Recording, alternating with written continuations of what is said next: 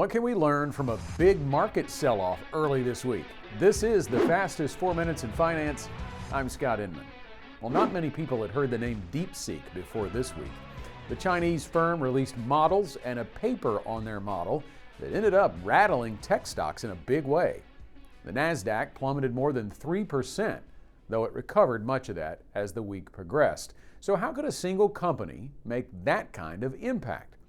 Well, the headline from DeepSeek's report was that generally they were moving along with their artificial intelligence implementation at a far lesser cost than many thought.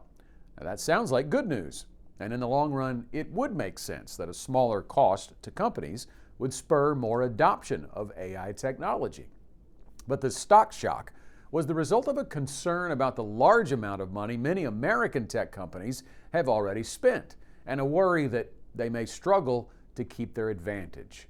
As analysts process the report more fully, though, there seemed to be a calming of the storm as the DeepSeek report began to be viewed more as a positive rather than a negative. Our partners at LPL Research think the jury is still out on that. Chief equity strategist Jeff Buchbinder wrote this week, quote, "We would acknowledge the AI premium may be too rich if the capital investment needed to employ the technology at a high level is lower than markets expected. The large amount of good news priced in has underpinned our neutral rather than positive view of the technology sector."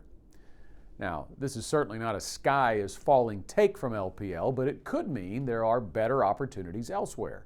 Buchbinder notes a slowdown in tech stocks could signal a broadening of the stock market performance. That certainly hasn't happened recently. Take a look at this chart from First Trust Advisors.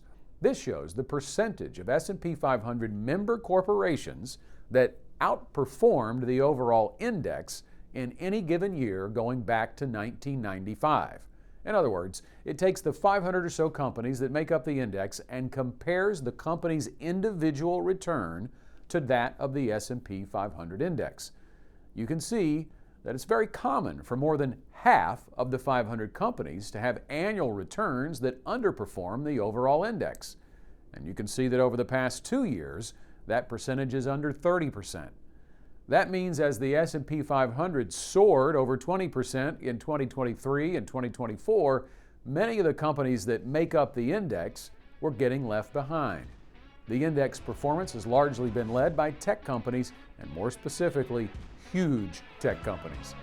LPL makes the case that it may be time for other companies to catch some lift. We'll discuss that more in depth in next week's segment. Thanks for watching. Want to become smarter financially in 4 minutes or less? Sign up at fastest4.com to get insights and updates like this delivered to your inbox weekly.